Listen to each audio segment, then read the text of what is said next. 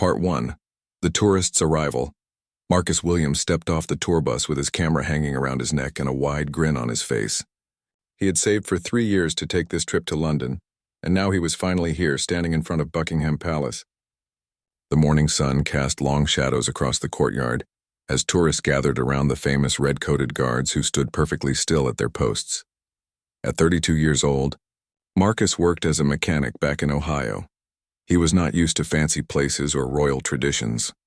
To him, the guards looked like toy soldiers standing there without moving. He pulled out his phone and started taking pictures just like everyone else. "Look at them," he said to another tourist standing nearby. "They look so serious. I wonder if they ever smile or laugh." The other tourist, an elderly woman from Germany, shook her head. "They are not allowed to move or speak while on duty. It is their tradition." Marcus found this hard to believe. "Come on, they're just regular people in fancy uniforms. I bet I could make one of them laugh if I tried hard enough." The German woman looked worried. "I don't think that's a good idea, young man. These guards take their job very seriously." But Marcus was already walking toward the nearest guard. The young soldier stood perfectly straight, his tall black hat making him look even taller. His red coat was perfectly pressed, and his black boots shone like mirrors. His face showed no emotion at all as he stared straight ahead. Marcus started by making funny faces in front of the guard. He stuck out his tongue, crossed his eyes, and made silly expressions. Other tourists began to notice, and some started laughing at Marcus's behavior. But the guard did not move a single muscle in his face. "Wow, you're really good at this," Marcus said to the guard, speaking loudly so everyone could hear. "But I'm not giving up that easily." He began jumping up and down, waving his arms like he was doing some strange dance. More tourists gathered around, some taking pictures of Marcus instead of the guard. A few people tried to tell him to stop, but Marcus was enjoying the attention. The guard remained perfectly still, but if someone looked closely, they might have noticed his jaw tighten just a little bit. His training had prepared him for many things, but dealing with persistent tourists who wouldn't give up was always challenging. Marcus decided to try a different approach. He started telling jokes loudly, hoping to get some reaction. "Hey guard, why don't you ever smile? Are you afraid your face will crack?" He laughed at his own joke, but the guard's expression never changed. A small crowd had formed now, watching this strange show. Some people looked amused, while others seemed embarrassed by Marcus's behavior. A few tourists tried to pull him away, but Marcus brushed them off. "Just give me one little smile," Marcus pleaded, getting closer to the guard. "I promise I won't tell anyone. It can be our secret." The morning was getting warmer, and the guard had been standing in the same position for over an hour. Sweat began to form on his forehead under his heavy hat, but he continued to stare straight ahead. His name was James Mitchell, and he had been a royal guard for 3 years. He had dealt with tourists before, but none had been quite this persistent. Marcus noticed the sweat and thought he was making progress. "See, you're getting tired of standing there. Why don't you just relax for a minute? No one will mind." He reached into his backpack and pulled out a bottle of water. "Here, you look thirsty. I bet you could use a drink." This was going too far. The guard's training was clear about maintaining his position no matter what. But tourists were not supposed to try to give him things or touch him. James felt his patience wearing thin, but he remained perfectly still. Marcus held the water bottle right in front of the guard's face. "Come on, just take a sip. I won't tell anyone. We Americans know how to keep secrets." The crowd was getting bigger now, and some people started taking videos with their phones. Marcus loved being the center of attention. He had never had so many people watching him before, and he wanted to make the most of it. "I'll make you a deal," Marcus announced loudly to the guard. "If you don't smile or move in the next 5 minutes, I'll leave you alone. But if you do, you have to take a picture with me." The guard said nothing and did not move, but inside he was counting the minutes until his shift change. He had been trained to ignore distractions, but this tourist was unlike anything he had experienced before. Marcus looked at his watch and began counting down. 5 minutes starting now," he declared. "Let's see how long you can keep this up." The challenge had begun, and neither man knew how much their lives were about to change because of this moment. The other tourists watched with growing excitement, not realizing they were about to witness something that would be talked about for years to come. As Marcus stood there grinning at the motionless guard, he had no idea that his simple desire to get a reaction would soon lead to consequences he never could have imagined. Part 2. The challenge escalates. 3 minutes had passed and Marcus was running out of ideas. The guard remained as still as a statue, but Marcus refused to give up. He started making even more ridiculous gestures, pretending to slip and fall, then jumping up and acting like nothing happened. "You didn't even flinch when I pretended to fall," Marcus said, genuinely impressed despite his determination to break the guard's concentration. "I have to admit, you're really professional." The crowd around them had grown to about 50 people now. Some were taking pictures and videos while others watched with growing concern. A few tourists tried to convince Marcus to stop, but he was too focused on his mission. James Mitchell, the royal guard, felt a drop of sweat roll down his back under his thick uniform. The morning sun was getting stronger, and his heavy wool coat was becoming uncomfortable, but his training had taught him to ignore physical discomfort. What was harder to ignore was the embarrassment he felt having so many people stare at him, while this American tourist made a fool of himself just inches away. Marcus noticed more guards stationed around the palace area. They all stood perfectly still, just like the one in front of him. "Do all of you guys practice this at home?" He called out loud enough for everyone to hear. "I mean, how do you learn to stand so still? Do you have special classes for it?" Of course, none of the other guards responded either. This only encouraged Marcus more. He felt like he was putting on a show and the audience seemed to be enjoying it. He had never been the center of attention like this before, and despite some people looking annoyed, many others were laughing and taking pictures. "2 more minutes, Marcus announced, checking his watch again. "I have to say you're tougher than I thought.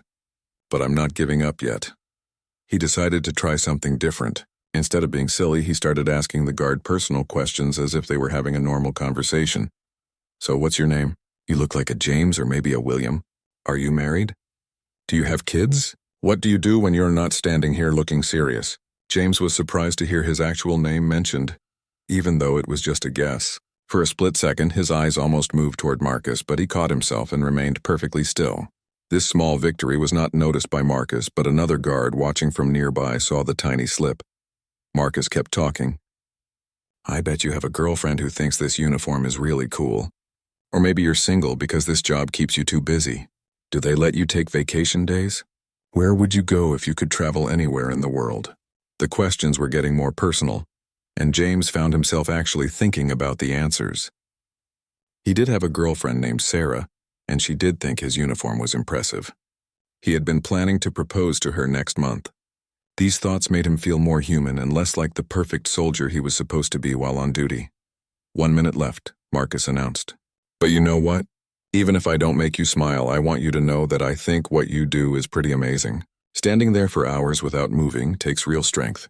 I probably couldn't do it for 10 minutes. This unexpected compliment caught James off guard. Most tourists who tried to distract the guards were just looking for entertainment. But this American seemed to genuinely respect what he was doing, even while trying to break his concentration. Marcus looked around at the crowd. "Everyone give this guard a round of applause. He's been standing there perfectly still while I've been acting like a crazy person for almost 5 minutes." The crowd began clapping, and some people even cheered. James felt a warm feeling in his chest that he had never experienced while on duty. Usually people treated the guards like decorations or tourist attractions. But this tourist was encouraging others to see him as a real person doing a difficult job. 30 seconds left, Marcus said, his voice softer now. "You know what? You win.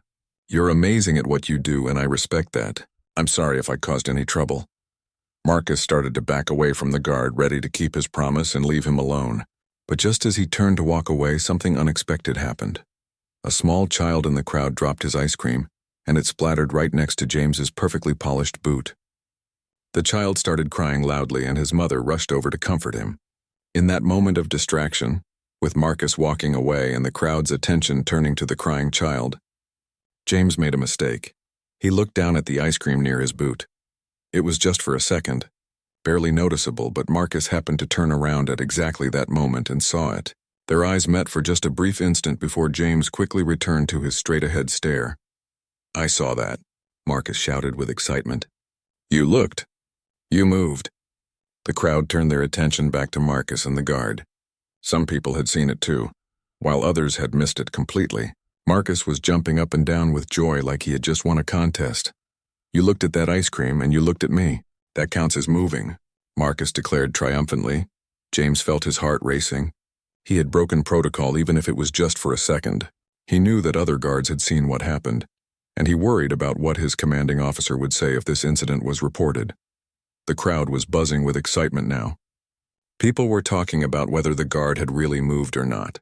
Some sided with Marcus while others defended the guard, saying it was barely noticeable and shouldn't count. Marcus pulled out his phone and approached the guard again. A deal is a deal. You moved, so now you have to take a picture with me. But James remained perfectly still even though inside he was panicking about what to do. He had made a mistake, but he couldn't make it worse by actually posing for a picture. That would definitely get him in serious trouble. What neither Marcus nor James realized was that someone in the crowd had recorded the entire incident on their phone, and they were already uploading it to social media. Within hours, this moment would be seen by millions of people around the world, and both of their lives were about to change forever. Part 3.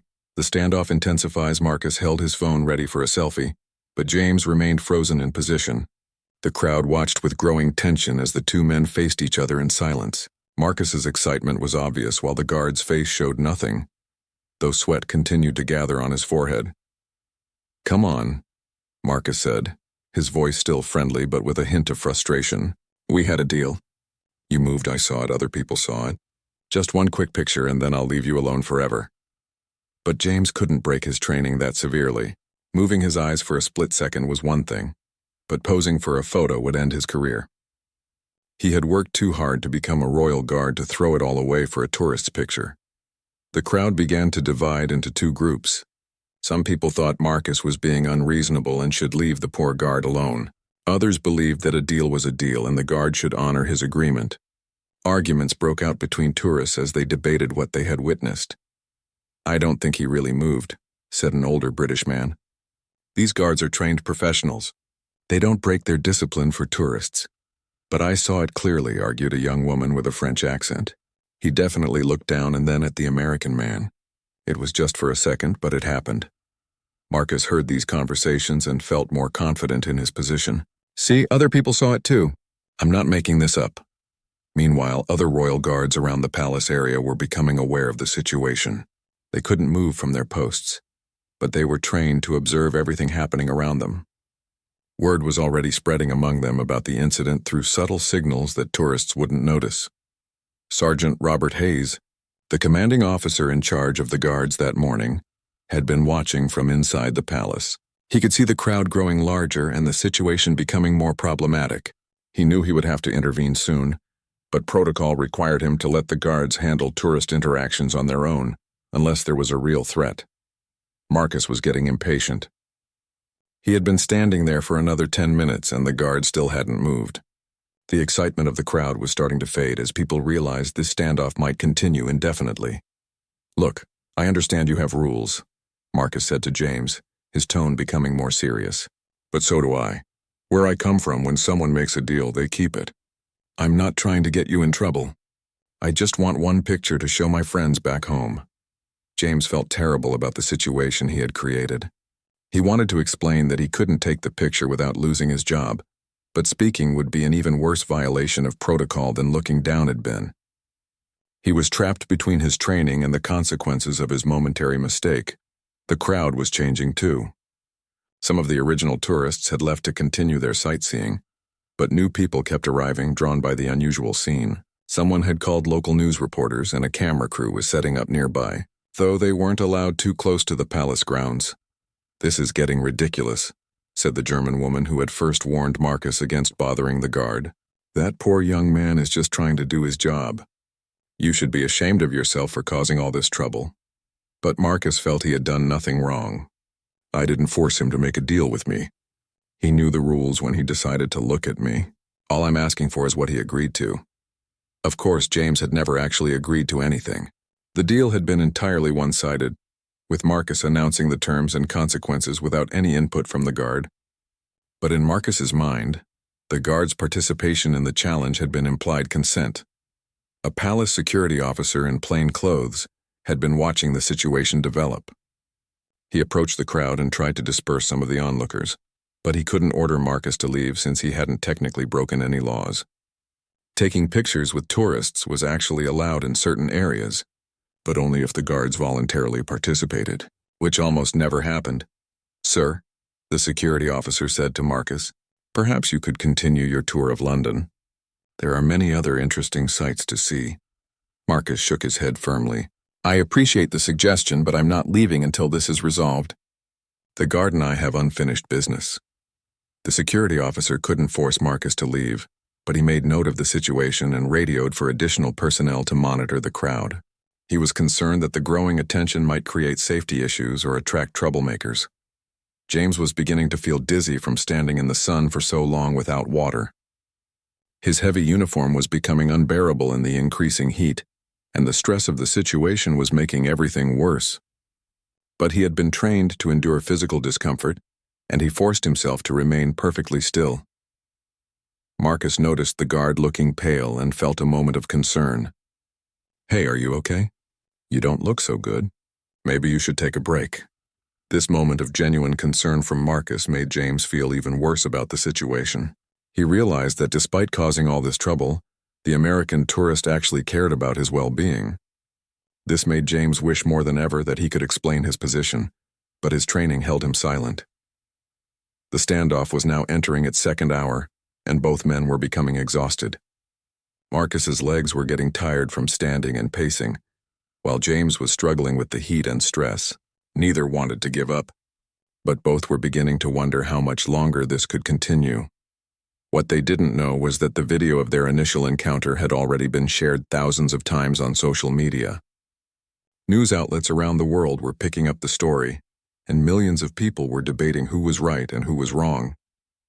The simple challenge between a tourist and a guard was becoming an international incident, and soon everyone involved would face consequences they never could have imagined.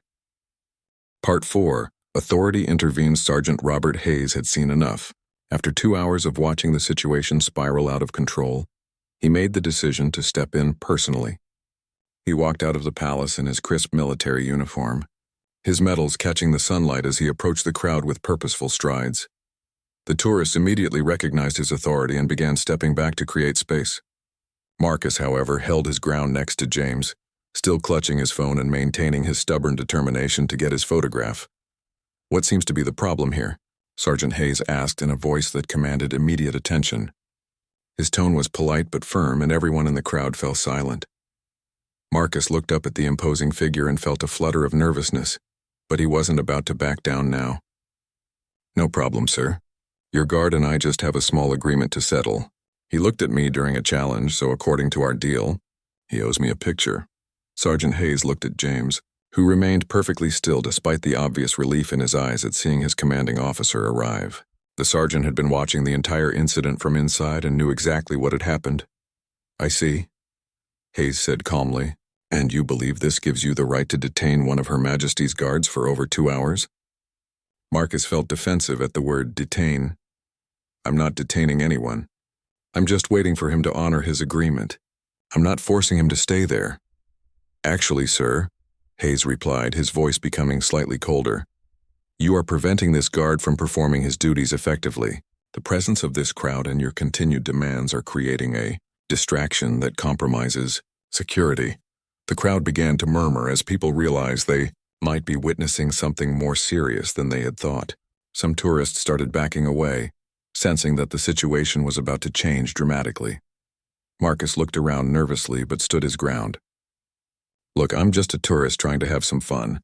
I didn't mean to cause any real trouble. But where I come from, when someone makes a deal, they stick to it." Sergeant Hayes stepped closer to Marcus, his presence becoming more intimidating. "Sir, I'm going to explain something to you very clearly. These guards are not entertainers. They are active military personnel protecting one of the most important buildings in the United Kingdom. Their discipline is not a game." "But he looked at me," Marcus insisted, his voice becoming smaller. "Other people saw it. That was the condition of our agreement." "What agreement?" Hayes asked sharply. "Did this guard speak to you? Did he shake your hand? Did he sign a contract?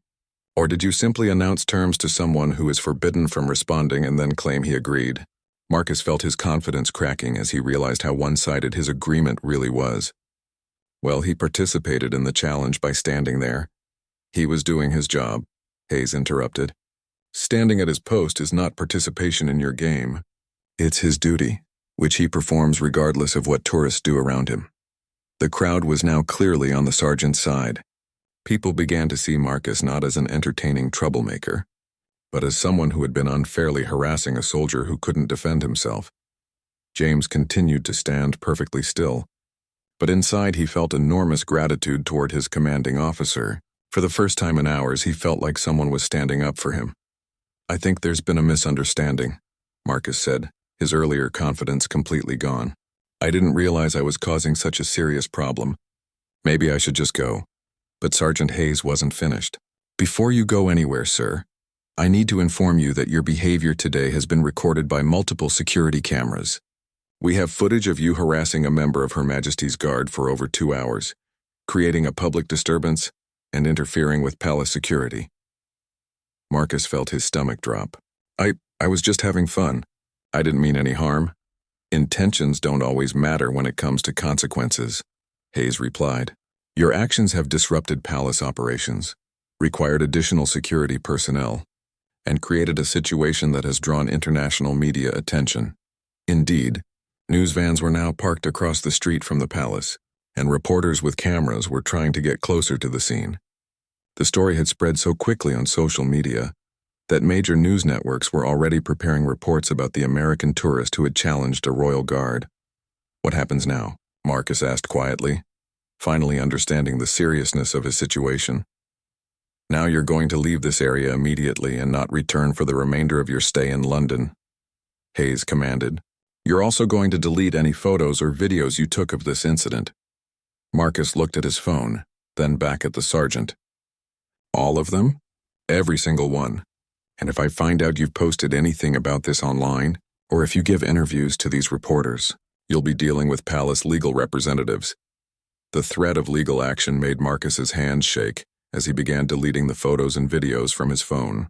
He had never imagined that his simple desire to make a guard smile could lead to such serious consequences. "Furthermore," Hayes continued, "you'll be placed on a watch list for all royal properties. Any future visits will be closely monitored, and any similar behavior will result in immediate arrest and prosecution." Marcus nodded quickly, desperate to end this nightmare. "Yes, sir. I understand. I'm really sorry about all this." Hayes turned to address the crowd that had gathered. "Ladies and gentlemen, the show is over. Please continue with your tours and allow our guards to perform their duties without interference." The tourists began to disperse, many of them taking one last look at Marcus with a mixture of curiosity and disapproval. Some shook their heads in disappointment, while others whispered to their companions about what they had witnessed. As Marcus gathered his belongings and prepared to leave, he looked back at James one more time. The guard remained perfectly still, but Marcus thought he could see a hint of exhaustion in his posture. For the first time, Marcus truly understood that he hadn't been dealing with a living statue or a tourist attraction, but with a real person who had been suffering in silence while Marcus pursued his selfish entertainment. "I'm sorry," Marcus said quietly to James. Though he knew the guard couldn't respond, it was the most sincere thing he had said all day. Sergeant Hayes watched Marcus walk away, then turned his attention to his guard. James had maintained his discipline throughout the entire ordeal, but Hayes could see the toll it had taken on him. Soon, very soon, James would learn that his small moment of weakness would have consequences that neither Marcus's apology nor Hayes's intervention could prevent. Part 5. Unexpected Consequences. Unfold. 3 days later, Marcus Williams sat in his small hotel room in London, staring at his laptop screen in disbelief. Despite Sergeant Hayes's warnings and Marcus's promise to keep quiet about the incident, someone else had shared their video online, and it had gone viral beyond anything Marcus could have imagined. The video had been viewed over 10 million times across various social media platforms. News articles about the encounter had been published in dozens of languages, and Marcus found himself being discussed on talk shows around the world. Most of the comments and opinions were not in his favor. "American tourist harasses British Royal Guard for hours," read one headline. "Entitled visitor creates international incident at Buckingham Palace," declared another. The story had become a symbol of cultural insensitivity and tourist misbehavior. Marcus's phone had been ringing constantly with reporters wanting interviews, But he remembered Sergeant Hayes's warning about legal consequences and refused to answer any calls from unknown numbers. His own friends and family back in Ohio had seen the videos and were calling to ask what had happened. "Marcus, what were you thinking?" his sister Jennifer asked during one particularly difficult phone call. "The whole world is talking about this. People at my work are asking me if you're really my brother." "I didn't know it would become such a big deal," Marcus replied miserably. "I just wanted to have some fun and take a cool picture. I never meant to hurt anyone." But the consequences weren't limited to embarrassment. Marcus had received a formal letter from the palace legal department informing him that he was being investigated for harassment and disturbing the peace. The letter also mentioned that his tourist visa was under review and could be revoked, forcing him to leave the country early. Meanwhile, James Mitchell was facing his own serious problems. The video had been analyzed frame by millions of viewers, and his momentary lapse in discipline had been noticed by more than just Marcus. Palace officials had called him in for a formal disciplinary hearing. James sat across from Colonel Patricia Morrison, the head of Palace Guard operations, feeling more nervous than he had ever felt in his life. His usually perfect uniform felt uncomfortable, and his hands trembled slightly as he waited for her to speak. "Guard Mitchell," Colonel Morrison began, her voice stern but not unkind. "I've reviewed the footage of the incident from 3 days ago. Would you like to explain what happened?" James had been dreading this moment. "Ma'am, I maintained my position and discipline throughout the encounter with the tourist. I did not speak, move from my post, or engage with his behavior." "That's not entirely accurate, is it?" Morrison asked, pulling up a tablet that showed a slow-motion version of the viral video. "At approximately 11:47 a.m., you can be seen looking down at the ice cream near your boot, then making brief eye contact with the tourist." James felt his heart sink. "Yes, ma'am. That is correct. It was a momentary lapse in concentration. A lapse that was witnessed by hundreds of tourists and has now been seen by millions of people worldwide," Morrison continued. "This incident has brought unwanted attention to palace security and has made our guards appear fallible to the public." "I understand, ma'am. I take full responsibility for my actions." Colonel Morrison studied James for a long moment. He had been an exemplary guard for 3 years, with no previous disciplinary issues. His record was spotless, and his dedication to duty had been noted by multiple supervisors. "Guard Mitchell, the Royal Guard represents centuries of tradition and discipline. The public expects our guards to be perfect, unmovable, and completely professional at all times. When that image is compromised, it affects not just you, but the entire organization." James nodded, fearing the worst. He had worked so hard to become a Royal Guard, and he knew that dismissal from the service would end his military career and disappoint everyone who had believed in him. "However," Morrison continued, "I've also reviewed reports from your commanding officer about how you handled the situation. Despite extreme provocation and harassment that lasted over 2 hours, you maintained your post and refused to break protocol any further. That shows remarkable restraint and dedication." James looked up hopefully but remained silent. "Your punishment will be a formal reprimand in your file and a 2-week suspension without pay. You will also be required to undergo additional discipline training before returning to duty." James felt relief wash over him. It was serious, but he still had his job and his career. "Thank you, ma'am. I won't let this happen again." "See that you don't," Morrison replied. "You're dismissed."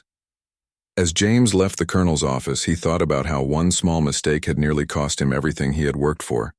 The 2 weeks of suspension would be difficult financially, especially since he had been planning to buy an engagement ring for his girlfriend Sarah. But at least he still had a future. Back in his hotel room, Marcus was discovering that his problems were just beginning. The hotel manager had asked him to check out early, due to the negative attention his presence was bringing to their establishment. Other guests were complaining, and reporters were trying to get into the building to interview him. Marcus packed his bags with a heavy heart, realizing that his dream vacation had turned into a nightmare. He had 3 more days left on his planned trip, but he was being forced to leave London early and return home in shame. As he waited for his taxi to the airport, Marcus thought about the young guard who had been the target of his misguided entertainment. He wondered if the soldier had gotten in trouble because of what happened, and for the first time, Marcus truly understood that his actions had affected a real person with a real life and real responsibilities. The taxi arrived, and Marcus loaded his luggage with the help of the driver, who recognized him from the news. "You're that American from the palace, aren't you?" the driver asked with obvious disapproval. Marcus nodded quietly, not wanting to discuss the incident.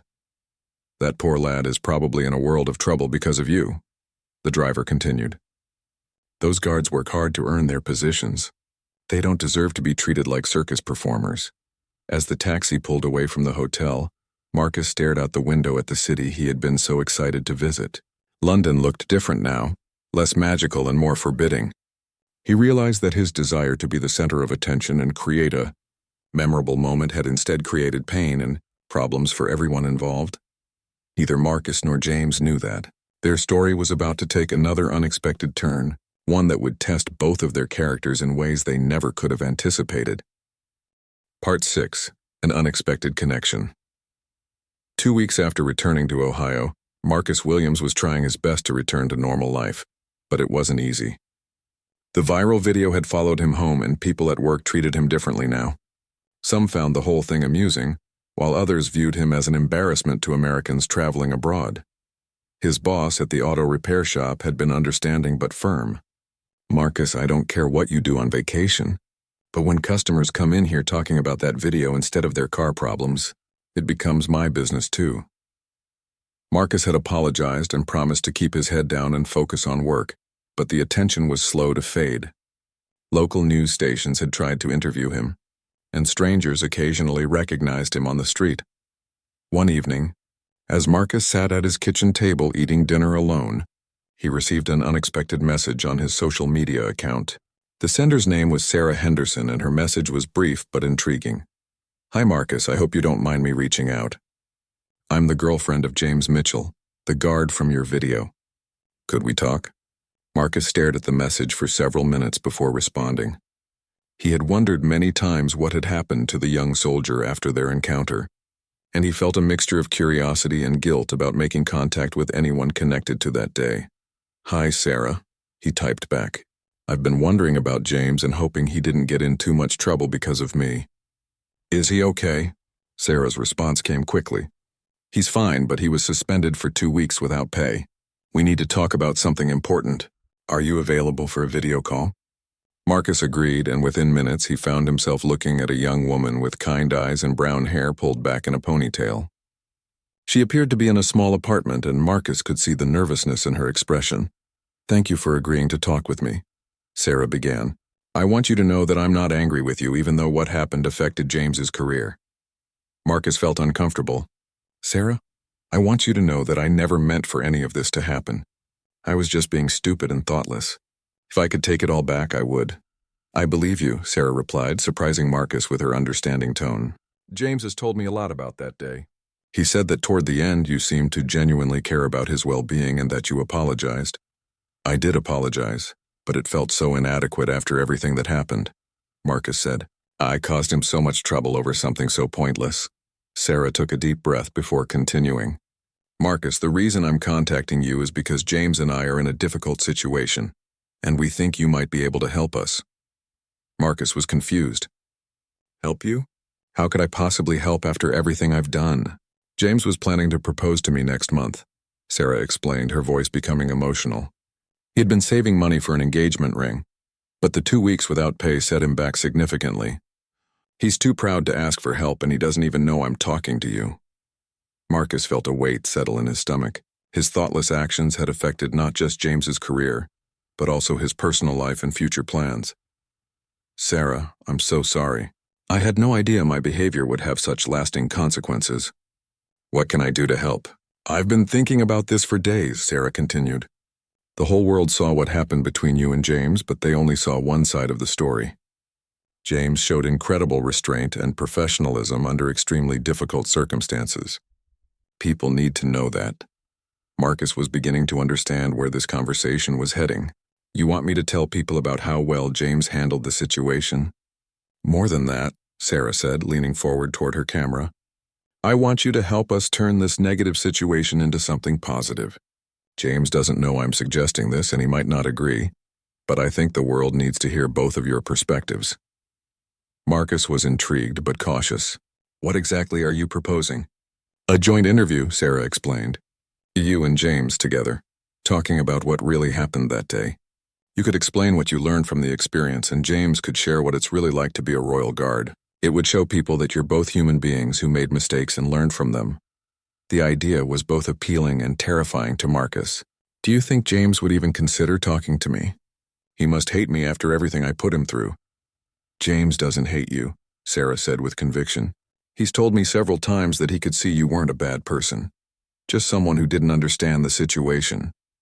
He's actually expressed concern about how the negative attention might be affecting you. Marcus was moved by this unexpected compassion from someone he had wronged so badly. I would love the chance to apologize to him properly and to help repair any damage I caused to his reputation. There's something else, Sarah added hesitantly. If we did this interview together, there would probably be payment involved. Major news networks have been asking both of you for interviews separately. Together, you could tell a more complete story and potentially earn enough to help James with his proposal plans. Marcus didn't hesitate. Sarah, if we do this, I don't want any of the money. Whatever we earn should go to James. It's the least I can do after causing him so much trouble. Sarah's eyes filled with tears. Marcus, that's incredibly generous of you. It's not generous, Marcus replied firmly. It's what's right. I created this problem and I want to help fix it. I need to talk to James about this, Sarah said. He's very private and might not want to do any interviews at all. But I think if he knew you were willing to work together to set the record straight, he might consider it. After they ended the video call, Marcus sat in his kitchen feeling more hopeful than he had in weeks. For the first time since the incident, he saw a chance to make things right and maybe even help the young soldier whose life he had disrupted. Meanwhile, in London, Sarah was preparing to have the most important conversation of her relationship. She knew James well enough to understand that convincing him to participate in a joint interview would be challenging. His pride and privacy were important to him, but she also knew that he was struggling financially and emotionally with the aftermath of that day at the palace. As Sarah waited for James to come home from his additional discipline training, she rehearsed what she would say. She needed to convince him that working with Marcus could help both of them heal from the incident and move forward with their lives. What she didn't know was that James had been thinking about Marcus too, wondering if the American tourist had faced serious consequences for his behavior and feeling surprisingly concerned about his well-being. Sometimes the most unexpected connections form between people who start as adversaries, and both Marcus and James were about to discover that their strange encounter might lead to something neither of them could have anticipated. Part 7. Resolution and Redemption. 3 weeks later, Marcus found himself on a plane back to London, but this time his feelings were completely different. Instead of excitement about sightseeing and tourist attractions, he felt nervous anticipation about meeting James Mitchell face-to-face for the first time since their confrontation at Buckingham Palace. Sarah had managed to convince James to participate in the joint interview. Though it had taken several long conversations and careful persuasion, James had initially been reluctant to revisit the incident publicly, but he eventually agreed when Sarah explained Marcus's genuine remorse and his offer to donate any payment to help with their engagement plans. The interview was scheduled to take place at a neutral location, a television studio in central London. Marcus arrived early and sat in the green room rehearsing what he wanted to say. He had spent weeks thinking about this moment and preparing for the chance to apologize properly. When James walked into the room, Marcus was struck by how different he looked in civilian clothes. Without his red uniform and tall black hat, James appeared younger and more approachable. He was tall and fit, with short brown hair and intelligent blue eyes that Marcus remembered from their brief moment of eye contact weeks earlier. "James," Marcus said, standing up immediately, "I want to thank you for agreeing to do this." James extended his hand for a handshake, his grip firm but not hostile. "Marcus, I have to admit I never expected to see you again, especially not under these circumstances. I've wanted to apologize to you properly since the day it happened," Marcus said earnestly. "I was completely out of line, and I'm sorry for putting you in such a difficult position." James studied Marcus's face and could see the genuine regret there. "I appreciate that. I won't pretend it wasn't a challenging day, but I've learned from it too." They sat down across from each other, and for the first time they were able to have a real conversation. Marcus learned that James was 25 years old, from a small town in northern England, and had joined the army at 18 before earning his position as a royal guard.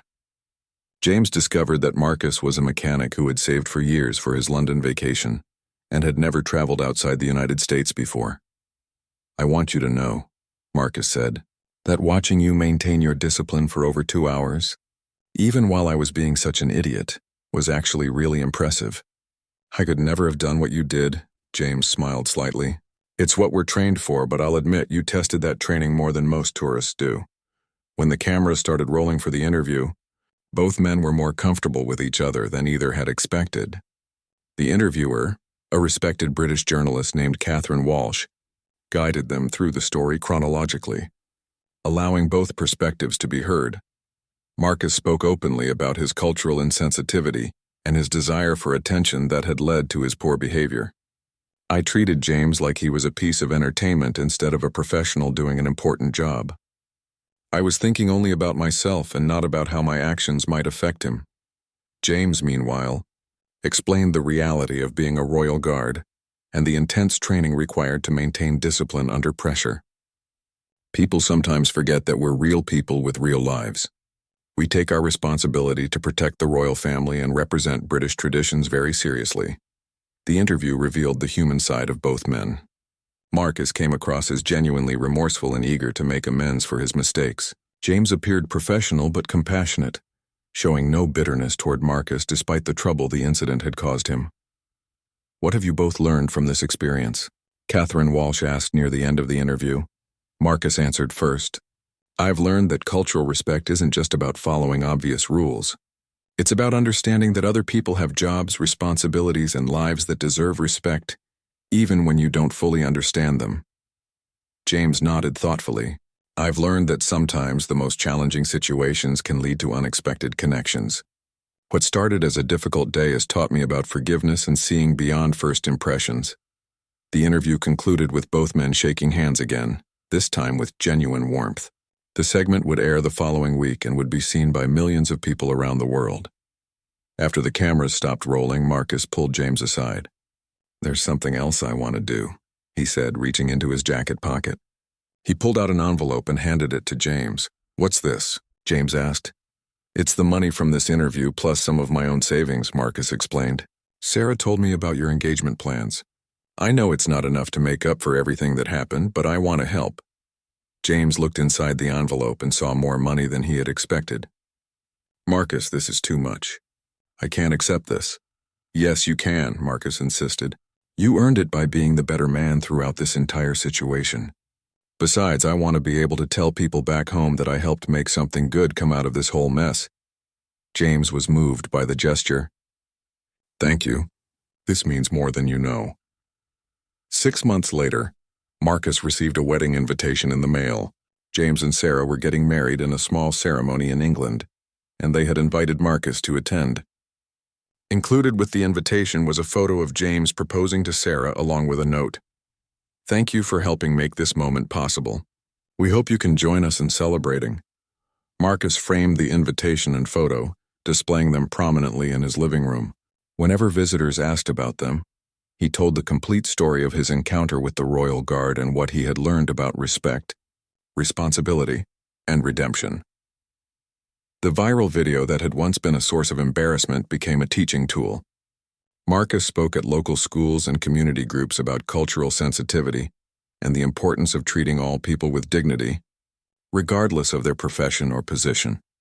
James returned to his duties as a royal guard with a new perspective on dealing with difficult tourists. He became known among his colleagues for his patience and professionalism, and his story of turning a negative encounter into a positive outcome inspired other guards facing similar challenges. Both men had learned that sometimes the most meaningful connections come from the most unexpected circumstances. What began as a thoughtless challenge between strangers had evolved into a friendship based on mutual respect and understanding. The wedding was beautiful, and Marcus was honored to be included in such an important moment in James and Sarah's lives. As he watched them exchange vows, he reflected on how much his life had changed since that day at Buckingham Palace. He had traveled to London seeking adventure and memorable photos, but he had found something much more valuable: the understanding that true memorable moments come not from getting attention or proving points, but from treating others with kindness and learning from our mistakes. When people ask Marcus about his most meaningful travel experience, he no longer talks about the places he visited or the photos he took. Instead, he tells them about a young soldier who taught him lessons about dignity, discipline, and the power of forgiveness that would stay with him for the rest of his life.